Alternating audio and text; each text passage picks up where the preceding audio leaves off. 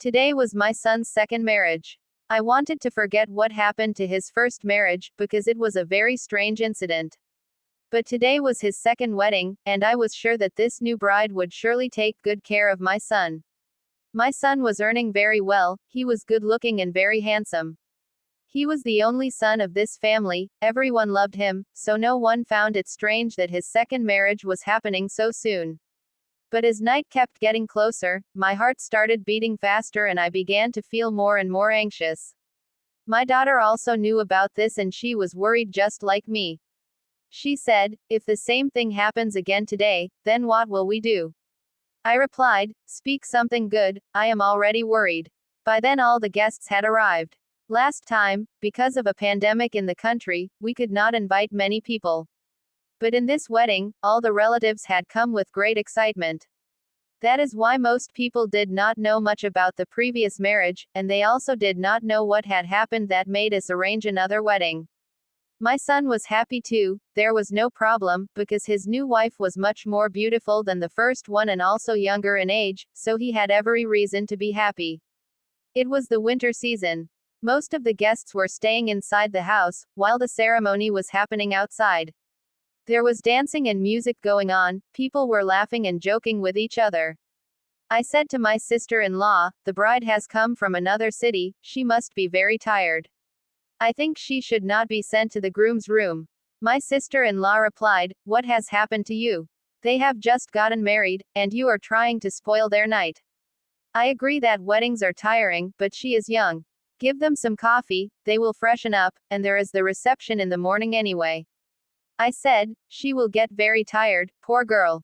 My sister-in-law replied, "These days no one gets that tired. Girls are very excited about their weddings. Send her to your son's room. It's already 12 midnight now, she also has to wake up and get ready in the morning. I don't know why you are taking so much time. All the rituals are already done, everyone is tired after dancing and singing, and the poor bride also wants to go to her room." My sister-in-law was anyway an expert at finding faults. Since she was the eldest, I thought I should take her advice. But instead, she ended up advising me strongly and then said on her own that now the bride should go to the room. The bride was taken to the room. Everyone else was sent out of the room, and I sat near the bride for a while. I said, "My child, you are the eldest in your family. You are a very patient girl. That is why I chose you. Look, my child, when a marriage happens, there are some things we do not like.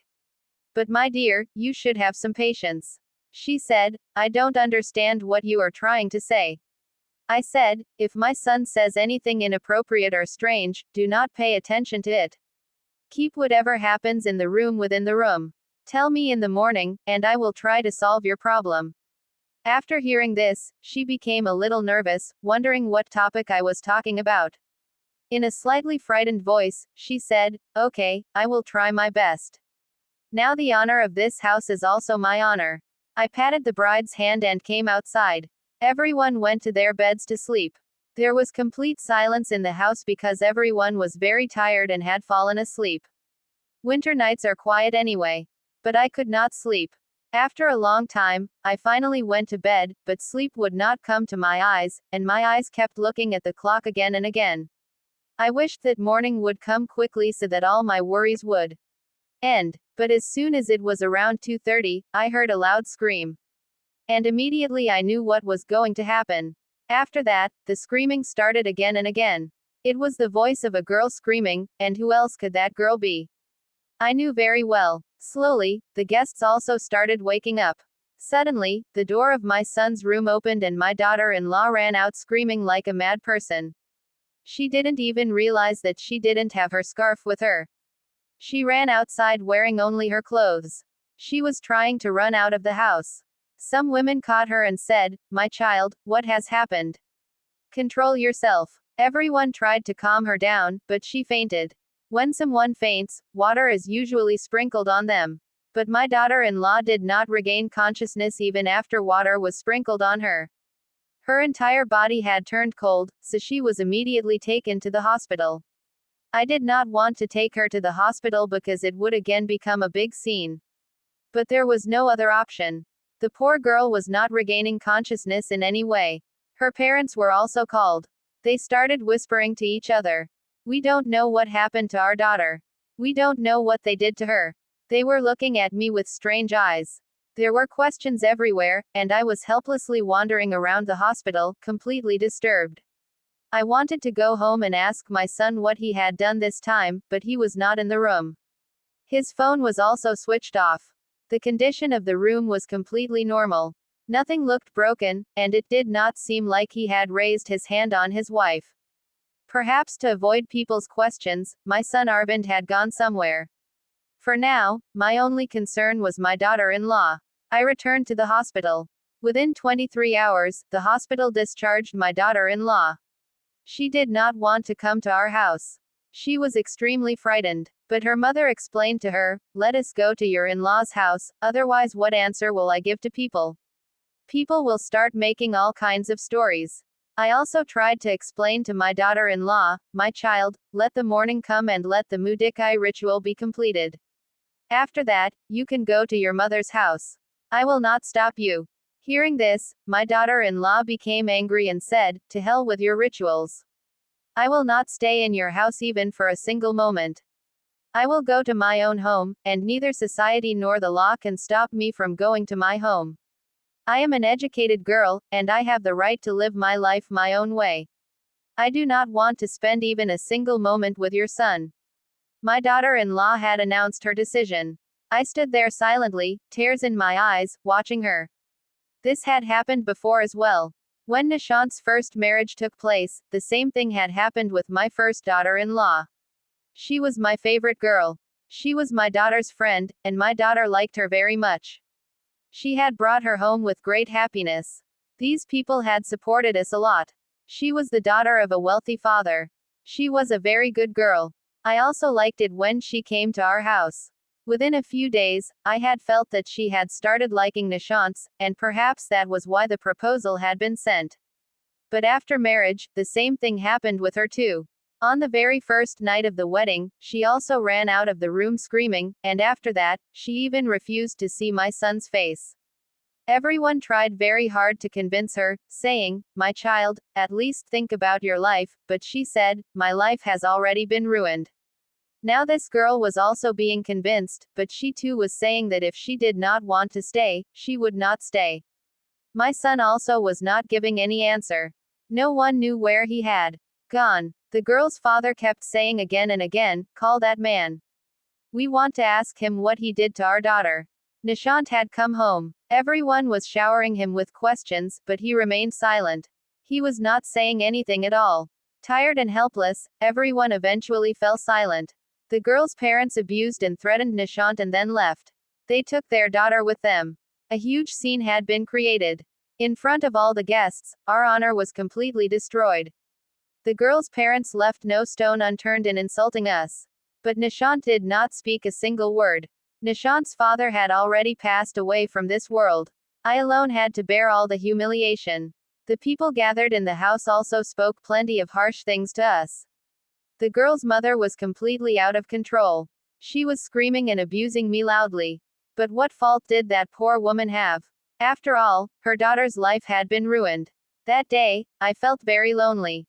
I wished Nishant's father were alive. I would not have lost courage so quickly. I alone kept listening to people's taunts. Nishant was the elder child. I had one daughter younger than him, who was studying in college. People were whispering among themselves. All kinds of stories were being made about Nishant. Some said, maybe Nishant is mad. Others said, it seems Nishant has a mental illness. Someone else said, who knows what he did to the new bride that she got so frightened. As many mouths, so many stories. But I had no answer to any of them. When people do not know the real reason, they create their own stories, and the twisted stories created by people can be more dangerous than the truth itself. But the real problem was that even I did not know the truth. What was it that made my daughters-in-law run screaming out of my son's room on the very wedding night? That girl also did not tell me anything. I thought to myself, maybe she had told her parents something. To find out the truth, I called their house. Even though they had broken all relations with us, out of basic humanity I called to ask about her condition. The phone was answered by the girl's mother. I asked, How is her health now? As soon as she heard my voice, she became furious and said, my daughter has not recovered yet. Dare you ever call again? Hearing this, I became extremely disturbed. The same thing had happened with my first daughter-in-law as well. My daughter had told me that she had remained ill for at least 6 to 7 months. What exactly was the problem with my son? I could not understand anything. What was lacking in him that his wives ran away from him in fear? As far as Nishant was concerned, he was a very simple and innocent boy. Since childhood, he had spoken very little. But there was nothing in him that seemed abnormal. Nishant was my first child, we had raised him with a lot of love and affection. But despite all that love, he had not become spoiled. Yes, he did have pride in his looks. He used to say, everyone pales in front of my beauty and smartness. He was very fond of dressing well and spending money. He wore good branded clothes. He was good in his studies and got a job on time. He was also a responsible brother to his sister. He used to drop his sister Shia to college and bring her back home. He also contributed money for household expenses. He never spoke to me in a loud voice. His friends were not such that I could say he had fallen into bad company. He did not drink or take drugs. He had only a few selected friends. His closest friend lived abroad. Sometimes he talked to him on the phone and even let me talk to his friend. Sometimes he would say to me, Mom, why don't we get Shia's married to him? He is a very good boy. Overall, everything was normal. But what happened twice was absolutely not normal. I did not know what was lacking in my son or what he did to his wives that they ran away. Days slowly passed. Nishant became a little normal. He started talking a little at home. This time, I thought I would arrange Nishant's third marriage, and this time to a girl who would tell me what exactly Nishant did in the wedding night room that made the bride run away. Nishant had already been divorced from both his previous wives. I also wanted the new daughter-in-law to stay in my house and not run away from here. I did not want to ruin anyone's life, because I myself am a mother of a daughter. And I knew very well how big a stain divorce is on a girl's life and how much disgrace it brings. After a lot of thinking, I reached the conclusion that I would get Nishant married to a woman who had already been married before, someone who was either divorced or a widow. Soon, I found such a girl. The girl's family was also in a hurry to get her married, so they did not do much background checking either. The girl was young, but not extremely beautiful, she was just average. She was thin, with ordinary facial features. I told the girl's family that my son had already been married once and that his wife had stayed only for a short time before leaving. I had to tell a small lie, because I was not in a position to tell the truth. The girl's family agreed to the marriage. When I showed Nishant the girl's photo, he flatly refused to marry her. He said, I don't want to marry her. She has such an ordinary face. I absolutely do not want to marry her. Hearing Nishant's words, I scolded him and said, keep quiet. With the kind of actions you have, you do not even deserve to get married at all. But I am a mother, so I keep thinking, how long will I sit and take care of you? After I am gone, there should be someone with whom you can spend your life. As I spoke, tears came into my eyes. Seeing the tears in my eyes, Arvind fell silent. He agreed to the marriage and got up and went into his room. Somewhere in Nishant's heart, there was definitely guilt. He was avoiding my eyes. But this time, I also decided that I would find out the truth. I had already decided that this time I would take the girl into my confidence. But I would not tell her that his previous wives had run away in fear. I would gently explain things to her and assure her that if anything strange happened, she should tell me and I would try to solve her problem. This time, the wedding was planned very simply. And then I got Nishant married in a very simple manner. The girl's name was Radha. She was a very sweet child. My daughter had even objected, saying, Mom, let it be. Leave brother to his fate. But I explained to her, my child, maybe your brother has some issue, and it is our duty to resolve it. Anyway, the wedding was completed. This time, I did not invite many guests. There were only a few people in the house, and they were not my relatives but some acquaintances. Some of my friends were there, along with their family members. I took Radha to Nishant's room. While making her sit on the bed, I took Radha's hand in mine and gently pressed it, saying, Radha, my child, I need to talk to you about something very important. Please listen to me very carefully. Hearing this, Radha looked at me in surprise, wondering what such an important thing could be at this moment. I explained to Radha, my child, Nishant was not ready for this marriage. With great difficulty, I convinced him to get married. It is possible that my son may behave strangely. It is possible that he may try to scare you so that you leave him and run away.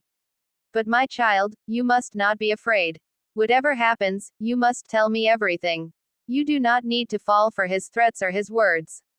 Radha nodded in agreement after listening to me. I felt somewhat satisfied and told Radha to rest, then came outside.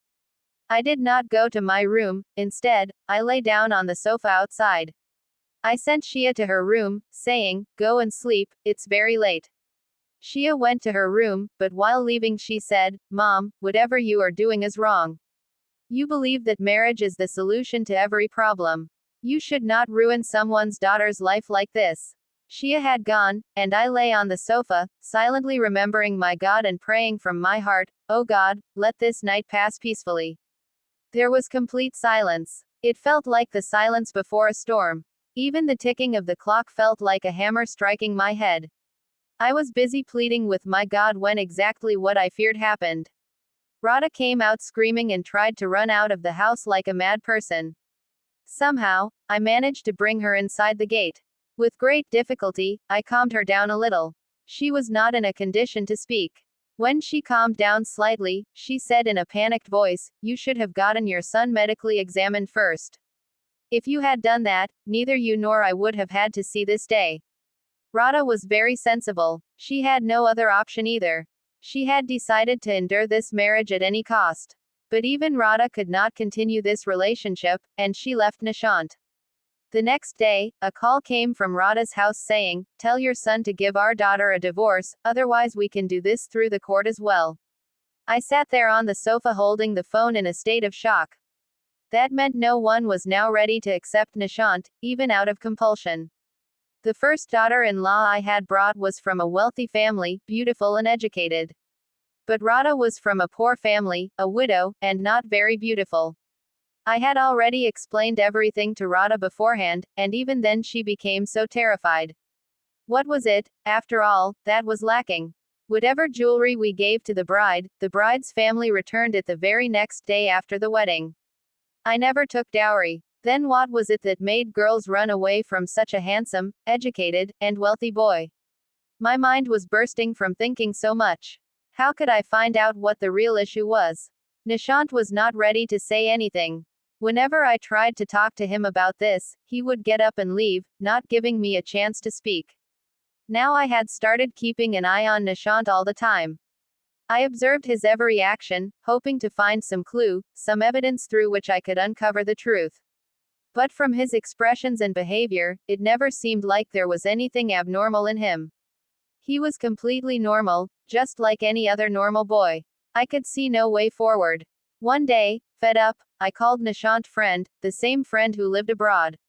I asked him, Nitin, you are Nishant only friend with whom he shares everything in his heart. Tell me everything about Nishant. He must have shared something about his life with you. But I was shocked to hear that Nishant had not told his friend anything about himself. This felt very strange to me. Had he not even told his closest friend that he had been married 3 times and that all 3 of his wives had run away from him? He had not told even this to his best friend. This felt very strange, but perhaps he did not tell him because he did not want to feel ashamed.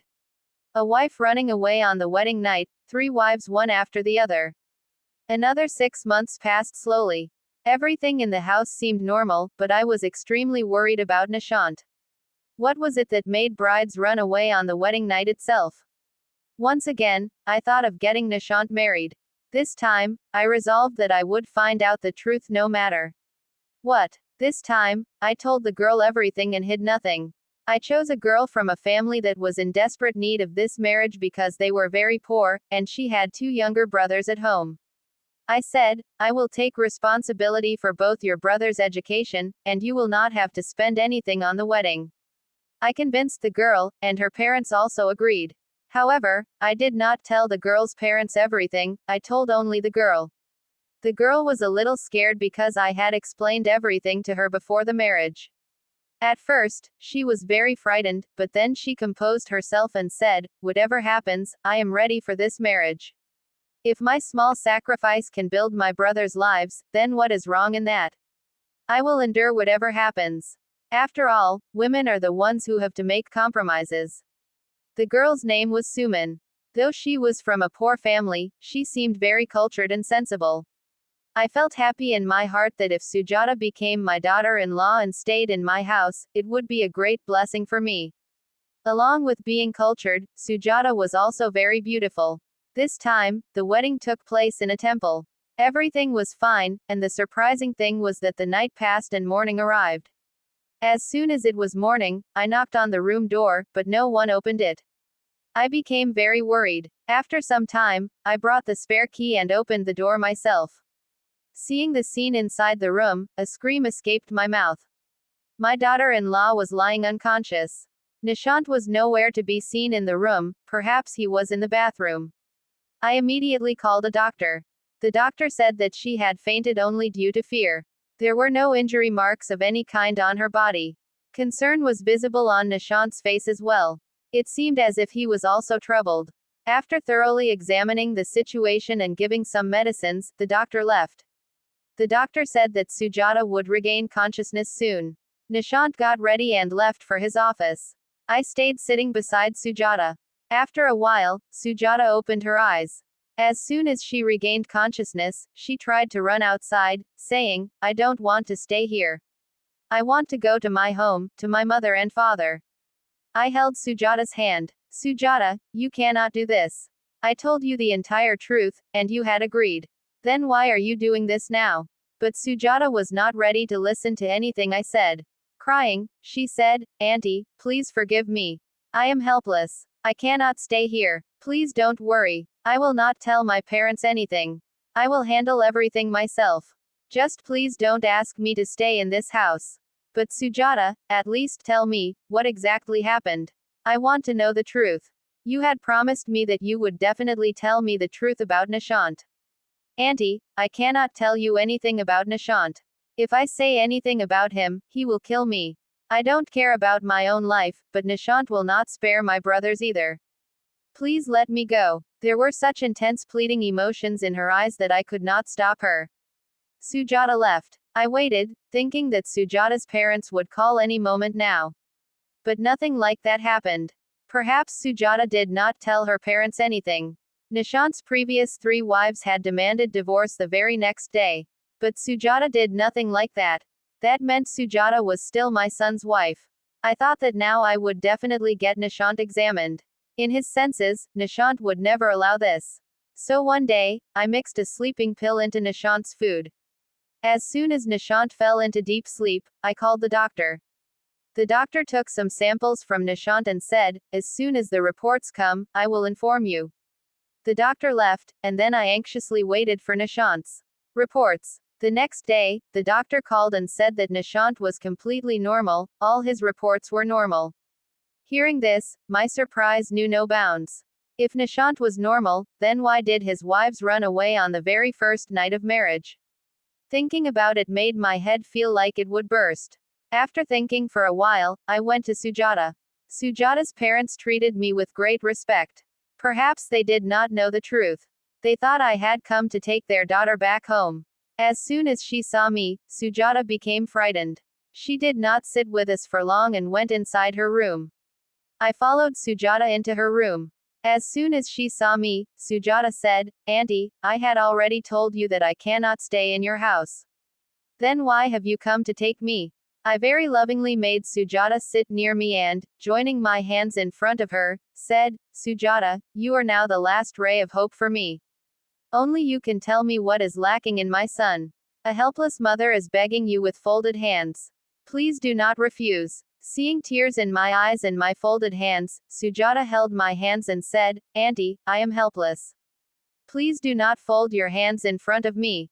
When Sujata still did not agree to tell the truth, I said to her, "All right, then do not say anything yourself. I will see the truth with my own eyes. But you can help me with that, can't you? Stay in my son's room again just for tonight. I will see the entire truth with my own eyes. At first, Sujata was scared. But after a lot of persuasion from me, assuring her that I would stay with her and nothing would happen, she agreed. I brought Sujata back to my house. Sujata's parents happily sent their daughter with me. Once again, I dressed Sujata up as a bride and seated her in Nishant's room. I had already called Nishant and told him, Sujata has come home. You should also come back early from the office. I won't be at home today. Your aunt is unwell, so I'm going there and will stay the whole night. After listening to me, Nishant just replied with a brief, and cut the call. I hid myself inside Nishant's room. Today, I wanted to see everything with my own eyes. After a short while, the door opened and Nishant entered the room. He glanced once at Sujata, who was sitting there beautifully dressed, and without saying anything, went straight into the bathroom. Sujata was sitting there, frightened and tense, as if she would run away any moment. I too held my breath and prepared myself for whatever was about to happen. Suddenly, screams of a woman started coming from the bathroom. Hearing the screams, Sujata got down from the bed and stood up. She was trembling violently with fear. I too stood there shocked and stunned. Nishant had gone inside, then why was there a woman's voice? Just then, Nishant came out, and on seeing him, I almost fainted. He had completely changed his appearance. He was wearing women's clothes and had done extremely obscene, or rather, terrifying, makeup. His eyes looked bloodshot, as if filled with rage. Even his voice now sounded like a woman's. Laughing horribly, he moved towards Sujata and said, I told you not to come back into my life. You didn't listen to me. Now you yourself are responsible for your death. Screaming, Sujata ran to me. I too came forward, trying to stop Nishant. Nishant, what has happened to you? Are you in your senses? Nishant shoved me hard and said, Who is Nishant? That name doesn't belong to me. Taking advantage of the moment, Sujata ran out of the room. Before Nishant could come toward me again, I also rushed out and locked the room from outside. Nishant's horrifying laughter could still be heard from inside. I held the terrified Sujata tightly against my chest. Though I myself was in deep shock and extremely frightened. Auntie, I don't want to die. Nishant will not spare me alive. He had told me that if I told anyone anything, he would kill me, and my brothers too. Please save me and my brothers, she cried. Nothing will happen, Sujata. Calm down. I will handle everything, I said. As my mind slowly began to work, the first thought that came to my heart was that perhaps Nishant was possessed by some spirit. I made Sujata sleep in my own room. As soon as morning came, the first thing I did was call our family doctor. By 8 a.m., the doctor was at our house. I told him everything about the situation. I also told him that I felt Nishant might be possessed by a ghost. After listening to me, the doctor said, I don't think this is possession by a ghost. To me, Nishant seems like a mental patient. He has bouts of insanity. Such patients get deeply absorbed in a movie or a story and start seeing themselves as that character. But don't worry. This illness can be treated, with the love of family members and some medicines. It takes a little time, but the patient recovers completely. Seeing a newly married bride triggers these episodes in Nishant. And why these attacks occur will be revealed from clues found in his room. Once we find those clues, we will be able to treat him properly. After reassuring me, the doctor left. Sujata had woken up and seemed a little more normal than the night before. I gave her breakfast. While eating, Sujata said, I think I should go back to my parents' home now. Gently stroking her head, I said, Sujata, first of all, stop calling me Auntie. Call me Mom. And secondly, this is your home now. After seeing all this with your own eyes, how can you still say this? Sujata asked in disbelief. I said to Sujata, I have just spoken to the doctor. Nishant will become completely fine. He only needs a little love and a little care, which both of us will give him together. Trust me, Nishant is a very good boy. He will keep you with great love. After a lot of persuasion from me, and seeing the condition of her parents, Sujata finally agreed. I lovingly said to her, listen, child, now at least once call me Mom. And Sujata smiled and called me, Mom, which brought a soothing peace to my heart. A ray of hope appeared before my eyes, that my son would recover and his home would be settled too. Around 10 o'clock, there was a knock on Nishant's door. With trembling hands, I opened the door. I sent Sujata to my room. Nishant was standing there, fresh and well dressed. As soon as he saw me, he said angrily, Mom, who locked my door from outside? I'm getting late for the office. I spoke very normally and said, I don't know, son, how it got locked. Come, have your breakfast. I didn't let anything show on my face. Nishant had his breakfast and left for the office. As soon as Nishant left for work, the first thing I did was go to his room and search it. I didn't have to work very hard. Right in front of me, I found some books. By then, Sujata had also come to me. All the books were the same. In all of them, there was the same novel, about a girl named Payal. On her wedding night itself, her husband had pushed her out of the room and the very next day brought another bride home. Payal slowly became mentally ill. As soon as she saw a bride, she would get attacks. Now, if she saw a bride at any wedding, she would run to kill her. Payal's in-laws declared her insane and sent her back to her parents' home. Reading these pages, it became clear that Payal's madness had not lessened, and Nishant had immersed himself completely into Payal's character. I called the doctor and told him everything. The doctor said, You people should not panic at all. I will prescribe some medicines. And all the novels that Nishant reads, remove them from his room. Slowly, with love, you will have to make Nishant understand and bring him out of Payal's character. Gradually, with the doctor's medicines and the combined efforts of Sujata and me, Nishant started getting better. Sujata remained simple in front of Nishant. She did not dress up or adorn herself at all. A lot of change started coming in Nishant's behavior. In his eyes, I now saw love for Sujata. Wherever Sujata went, Nishant's eyes followed her. It had now been 3 months since Nishant treatment started. The way Sujata supported me with such hard work and dedication made me admire her deeply. I must have done very good deeds to have received a daughter-in-law like Sujata. Sujata still slept with me in my room. But today, I had decided that everything must be finalized. I had complete faith that Nishant was now completely cured. I said to Sujata, Sujata, today you will have to take the final step. After this, your life will be filled only with happiness. Sujata looked at me in confusion. Then I explained, Sujata, today you will have to dress as a bride and sit in Nishant's room. Hearing my words, Sujata became scared. But she soon composed herself. Perhaps she too believed that Nishant had now recovered. She had also understood Nishant's loving glances. Sujata, there is no need to be afraid. Keep the door open. I will stand right outside the door until everything between the two of you becomes normal. The moment you feel something is wrong, immediately run outside. Before Nishant returned at night, I dressed Sujata like a bride. I also decorated Nishant's bed very beautifully. It was time for Nishant to come home. I seated Sujata, fully dressed, on the bed and came outside. After a while, Nishant arrived as well. While eating his food, Nishant's eyes kept searching here and there for something. I understood what Nishant was looking for, but I pretended to be unaware. After some time, Nishant himself said, Mom, I can't see Sujata anywhere. Has she gone somewhere? Before I could reply, Shia started to speak, Brother, sister-in-law is in your, but before Shia could complete her sentence, I silenced her. Smiling, I said, Nishant, first finish your food. After that, go to your room, and you will get the answer to your question. After finishing his meal, Nishant went to his room. My heart was pounding loudly. I didn't know what was going to happen now.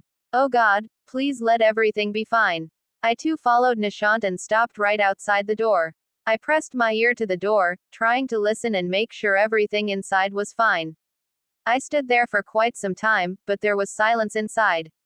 Then, after a little while, I began to hear the whispers of Sujata and Nishant, whispers filled with love. I smiled. A deep sense of peace washed over me. I silently thanked God and returned to my room and lay down peacefully. In the morning, my eyes opened late. I quickly got up and ran towards the kitchen, where I found Sujata already present. Seeing me, a smile appeared on Sujata's face. From her lowered eyes and shy smile, I immediately understood that everything was fine. Lovingly kissing Sujata on the forehead, I said, Sujata, child, what are you doing in the kitchen so early in the morning? Sujata replied shyly, Mom, Nishant wanted coffee, so I was making it. Leaving Sujata to make the coffee, I came out to the hall and sat on the sofa, closing my eyes. Today, there was nothing but happiness in the lives of my Nishant and Suman. May God protect my family from all evil eyes. So friends, how did you like our story? Do tell us in the comment box. If you liked it, please like it. For more such stories, subscribe to our channel. We will meet again, friends, in another new story.